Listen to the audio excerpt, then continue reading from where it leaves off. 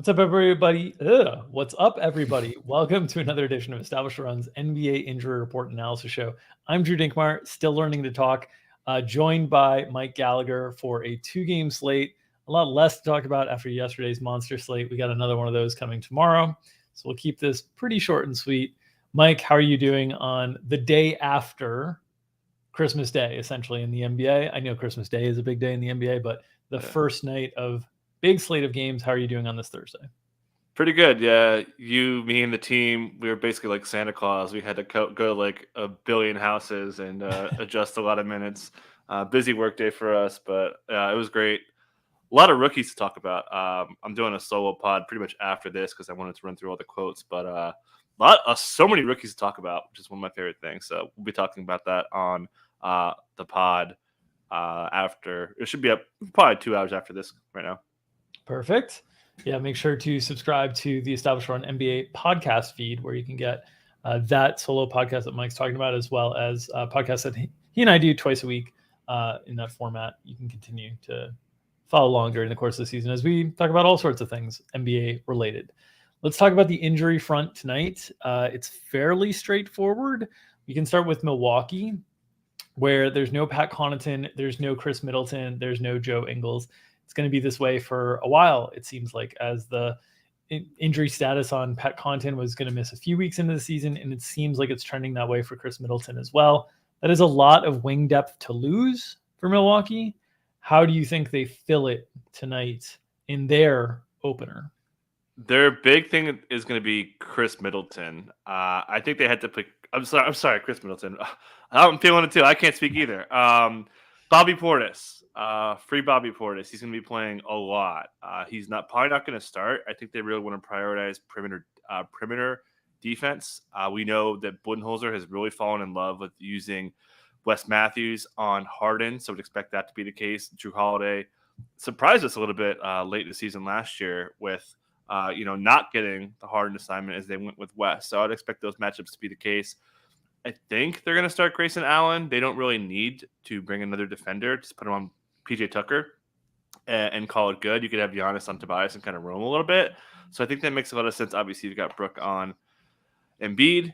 But, should be a ton of Portis off the bench. We'll see, probably some sentiments without Embiid out there. And I would expect him to fill most, if not all, the non-Giannis 4 minutes. We'll see if there's some big lineups with Serge and or Brook, Portis, and Giannis at the three. They've got not many options, so we're going to see a really good amount of Portis. I think is the big takeaway. In the past, they have started Portis in the absence of Middleton, but they are a little bit short on just bench usage if they do that. And obviously they'll stagger Giannis and Drew quite a bit, so those guys will carry usage, but it might make sense not only with Wes Matthews drawing a Harden assignment, but also to kind of stagger in some of the usage there. I think it's between two of three guys, between Wes, Grayson Allen, and Bobby Portis in terms of the starters. And I oddly feel most comfortable with Wes being the starter. I don't know how many minutes he'll play. The range on him is really wide because sometimes with these defensive matchups, they allow him to just go. I think it was against, I want to say maybe DeRozan or Levine, one of those guys. I think they let him play like 34, 35 one game that I was really surprised by when most of the season he was held down to like 20. Even when he was starting last year, most of the season was like 20 to 22. So I think we have him like mid-20s, like 24, 25. But there's upside there for him now from a DFS perspective. There's not a lot of usage on a two-game slate. Maybe it comes into play just because there's a lot of stars on this on the slate. But what are your expectations in terms of like minutes between guys like Wes, Grayson Allen, and Bobby Portis tonight? Do any of them, in your opinion, touch 30? So it's important to note too on Wes. He just got over an ankle injury, so his minutes are going to be pretty short. Which is why I think it makes sense to start him, basically just eat up his minutes right away, kind of slow down Harden a little bit.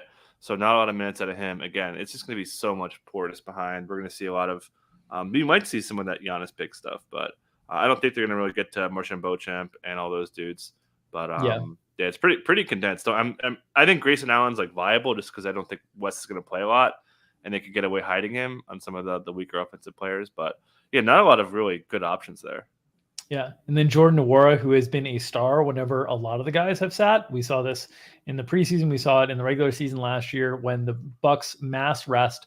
Jordan Nwora becomes the guy who can absorb all of the usage and really be a productive scorer.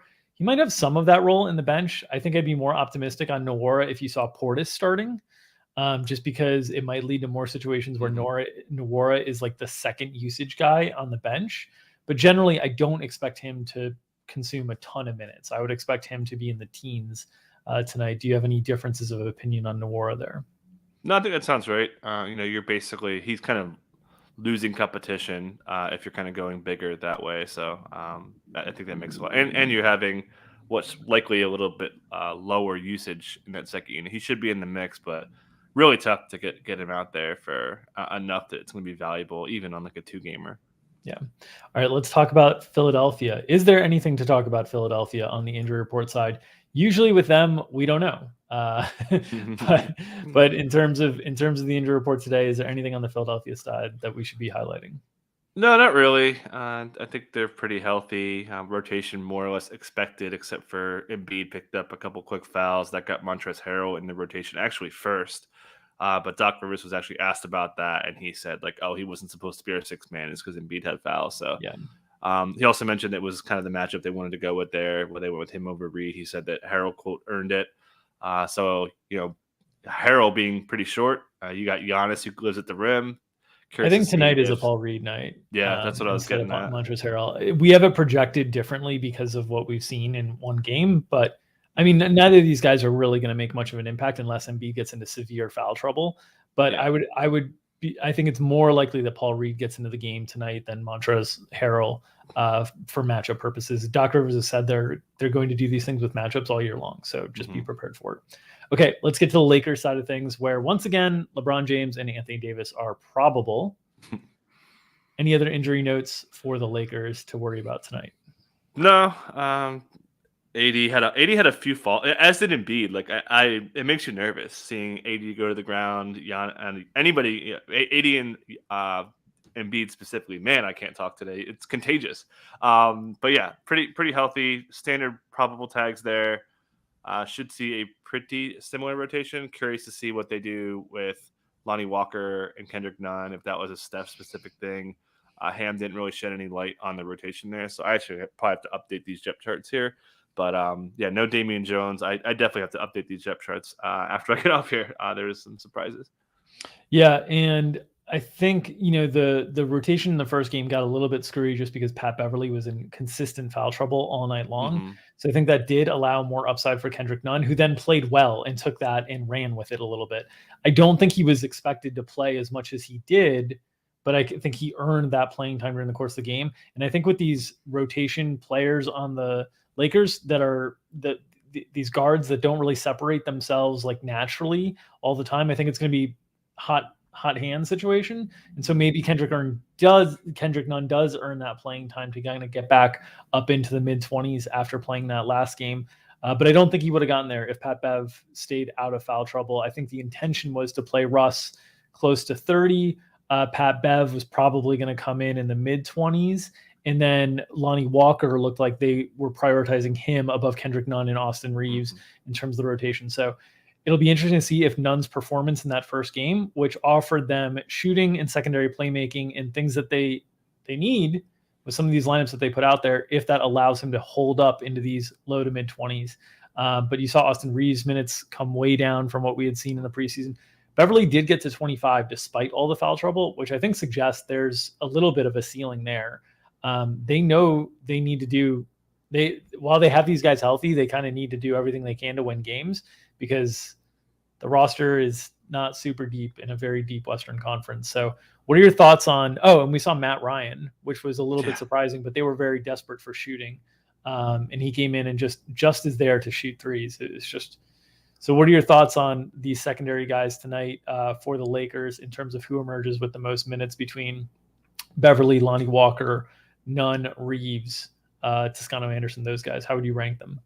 First of all, my first thought is the handshake meme where you've got NFL DFS players and NBA DFS players and Matt Ryan like ruining things for you. Yeah. But second of all, I hate this. I hate this, man. I don't know. I hate saying I don't know with these questions. I don't have a good feel for Ham yet. He's gonna mix it up. He really prioritized shooting, but I think Nunn's like their best option. He said that their remedy for because we saw LeBron, that was a huge deal. LeBron saying, "Oh, we don't have enough shooting." Basically, Yeah. he said that Ham's remedy is quote shoot, shoot, shoot, and take a lot of threes in practice. Like you weren't taking enough threes, and like you're a professional NBA player. Can't imagine much is going to change there. But what were those names again? It was So if I you think just no, think about like none of the big three, if we include yeah, Russ yeah, still in the three, how would you rank them in order of expectation for minutes tonight for you? yeah. I think Beverly and Nunn are probably 1, 2. Then probably Lonnie. That's probably pretty close. And then we're going down to the Reeves guys and So you those. think Lonnie was more of a matchup specific situation with Steph, which I think is interesting that they put him on Yeah. Steph as a primary guard, because you think of Lonnie Walker as like a guard wing type, and you think about this matchup with the Clippers, which we'll get into who the Clippers are starting and whether it's Kawhi or not, but has bigger wings. And so the question, if you had told me Yeah. going in, I would have had it reversed, right? Before game one, I would have said, oh, Lonnie's less likely because they don't want him guarding Steph. Well, they had him guarding Steph. Now, do you think they look at him as more of a primary guard defender than a wing defender? Yeah, I think so. And I wouldn't be surprised if they go bigger because of that, right? They got like bigger wings. So if you're going smaller, you're affecting your 2 and your 3. So if naturally if you're going bigger, say you start Juan Toscano Anderson, you could put LeBron, put Toscano Anderson on one of those guys too, and kind of cross match it somewhere along there. But Yeah. I hate it. I don't have a good feel for this at all, man. I blew it, and I blew it on the first slate. So yeah, not feeling confident in anything I say on the Lakers for a little bit. Yeah, and no Damian Jones in that first game, which Yeah. was a little bit of a surprise on two fronts. One, there's no Thomas Bryant. So they basically played AD as a true center for all 36 minutes that he played, and then Wayne and Gabriel as a true center for the 8 minutes he played, and then they played some stuff where LeBron was essentially the center. I think was the last rotation in there, and it's interesting because this was against a Warriors team that the Warriors are known for playing small. They don't really play small in the regular season. They mostly played Looney and Weissman at the 5, a little bit of Dre at the 5. But so if they're not going to do it against kind of those bigger bodies that are a little bit more post-up oriented, what would be the inclination to do it against the Clippers? So this might be another situation where you see them have to play bigger on the wings, and the guy who might end up benefiting tonight would be Juan Toscano Anderson. Don't know if it would translate into any sort of DFS success because he's very, very low fantasy points per minute, but you might see more of someone like him tonight. I don't think the Matt Ryan stuff is going to continue. I think that's an emergency situation when they feel like they have to shoot threes, essentially. Yeah. I'll add he was Ham seemed pretty happy, and he was really just blown away by how good the Warriors defense was. I mean, they are. I mean, there's a reason why they're always in contention when they're healthy. So he may just run it back and be like, okay, I thought we had a good plan. Let's try this against another really good team, but not a championship pedigree kind of a team. Yeah. We'll get into more notes on Russ and the rotation and how things looked out from a DFS perspective on the premium show Behind the Paywall tonight at 5:00 Eastern time with myself and Mike. Let's get into the Clippers. It's what everybody's here for. The news dropped that the Clippers are considering taking Kawhi Leonard and bring him off the bench to manage minutes early in the season. Kawhi played 2 preseason games, averaged 16.5 minutes per game in those games, just played in the first half, which is an interesting thing because if it was just like 16 minutes spread over the game, you're like, oh, okay, maybe his body's not ready to handle this. But 16 minutes and a half is a lot of basketball to get started with. So I'm a little bit surprised by this. The last bit of information we got around a player that they were thinking about making a lineup change was Bruno Fernando last night. And it was a lineup change, and Bruno Fernando played very well. In this instance, if Kawhi were to come off the bench, what do you think the minutes are looking like if they're trying to bring him off the bench? And who do you think benefits most in terms of sliding into the rotation spot?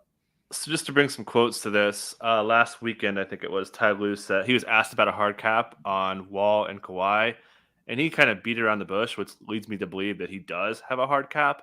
So usually those are mostly round numbers, like 25s, 30s. I think 25 makes sense. Maybe it's more. It's probably more. But the big quote he said multiple times was "do right by these guys," meaning Wall and Kawhi, because it's Yeah. a long season. They missed a lot Yep. of time. Both have extensive injury histories, so definitely think he's not. I think 30 is like off the table. That would be pretty surprising, especially with this report coming from Chris Haynes. I would be surprised if it was just 20. So Yeah, I think we're looking mid-20s. yeah. I think 25 seems to make the most sense given the quotes, given the report from Chris Haynes now. Half a game, right? Yeah. I think is generally where they want to go there. So looking more at obviously Norm, this will probably get Terrence Mann maybe a couple minutes. He's basically out of the rotation. They want to use him. It's kind of cold to keep him out. So maybe this is like kind of comparing it to what the Warriors did, right? Like, oh, let's bring Clay's minutes down so we could play a little Moody, play a little Kuminga, those guys. So it's kind of similar with the way they're approaching it, with comparing Kawhi to Clay. Clay not 100% healthy, just got over a calf injury. But I think that makes sense. Reggie Jackson starting. Wall was considered, but I think that the minutes limit on Wall naturally is a good way to bring it. Has Lou announced that yet? Because I thought he was still keeping that to his. It is reported by Chris Haynes. Like Haynes is as good as it gets for this kind of stuff. So, yeah, it'll be Reggie Jackson picking up probably the majority of it. We'll see if there's any overlap. Probably leaning against it, but definitely possible. So we accounted for that in the projections. But yeah, Paul George no minutes limit is good. Marcus Morris expected to play some 5. So yeah, I think that's mostly how the rotation will shake out. We should see the rotation 10-man more or less, probably flipping Norm and Kawhi, and then maybe sneaking in some Terrence Mann if it is like a 22, 23-minute cap. We've seen early on in the season in these first games, we've seen a lot of teams extend their starters in terms of the upper 30s and whatnot, and we've been a little bit surprised by that. The Clippers are a very deep team, a very veteran-laden team, a couple players with potential injury limitations.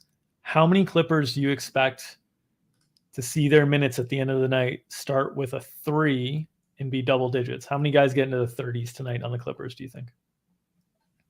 Paul George. And that's probably it, right? That's what I'm thinking. Yeah. I think maybe Norm. But yeah, I don't think so. I think the next best shot is Reggie. Yeah. If Norm is starting for Kawhi, I think he would be the third best shot. If he's not starting, I really don't think anybody's got a very good shot. They're very deep in the front court with Marcus Morris, Robert Covington, Nicholas Batum, and Zubats. They're very deep with those 4 guys that are going to cover most of the power forward and center minutes, if not all of them. And those, it's going to be hard for anyone to get up to 30 when the quality of the depth there is what it is, right? So I think this is a team that you wouldn't expect the minutes to condense around as much, even though it's a very, very favorable fantasy matchup with the Lakers tonight. Yep. Yeah, and I was looking at this in Reading matchups. 28 players played 36 minutes last night. 3 of them played 40 plus. 2 of them were regulation. And Mikal Bridges and Devin Booker, and your guy, which I should have taken, Isaiah Hartenstein, 3rd in minutes currently. I know Tom Thibodeau. Yep. I know what Tom Thibodeau loves, and Isaiah Hartenstein is what Tom Thibodeau is going to love this season. Oh yeah, it's on. Very excited for the exposure that I have to him in the back end of. How high are yours? I'm 38%. I don't know. I know I'm in the high 20s, low 30s. Nice. But I don't know how high. I got in 50 of the in the 25, and I got in like 25 in the $5. Nice. I'm about the same. On Underdog. Was not able to fire at DK. Just man, the time of the year trying to get all the seasonal content along with NFL stuff overlapping is just really hard for me to draft. Need Underdog to start those contests earlier. Start them earlier for me. Let me draft NFL. I got to start NFL earlier. I got to get my NFL out of the way so that I can get an NBA early in the season. But alas, we've covered it all for this 2-game slate tonight. If you want to join us behind the paywall, make sure to check out the subscribe page on Establish the Run. We've got packages for you on the DFS side, on the prop side, whatever you need, we've got you covered. If you want to join us for the DFS side, you'll see us behind the paywall at 5 o'clock Eastern tonight, talking about this 2-game slate a little bit more in depth with more DFS nuances. A little bit more. I will do more. I'll do more research on the Lakers. I was pretty unprepared. I'll be better on the. We'll on the do more preview show. on Russell Westbrook in particular as well, because I want to talk a lot about him on the show tonight. But yeah, that'll do it for this edition of Established Run's NBA Injury Report Analysis Show. If you like the content that we're providing here, please consider clicking that like button. You can smash it. You can gently press it, whatever you'd like to do, just as long as you can feed that algorithm. It loves it. Nom, nom, nom, nom, nom, nom, nom, nom, those favorites and those likes. So feed the algorithm, subscribe to our YouTube page here so we can keep bringing you this free content that we love to do. We will see you tomorrow with another edition of Established Run's NBA Injury Report Analysis Show. Take care, everybody.